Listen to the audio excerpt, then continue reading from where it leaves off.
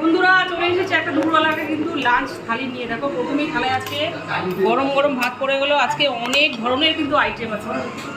দিয়ে দিলাম প্রথমেই কচুর শাক, দিয়ে দিলাম আলু মাখা, আজকে আলু চোখা বলবো না, আজকে আলুর মাখা। দিয়ে দিলাম মুসুরির ডাল, আজকে মুসুরির ডালটা একটু গাঢ় করেই করেছি, আজকে মুসুরির ডালটা না একটু গাঢ় করেই করেছি। তারপরে দিয়ে দিলাম নারকেল চিংড়ি, দিয়ে দিলাম টমেটোর চাটনি, দিয়ে দিলাম পায়েস। তুমি থালায় পড়ে গেল মুসুরির ডাল, তারপরে দিয়ে দিলাম নারকেল চিংড়ি,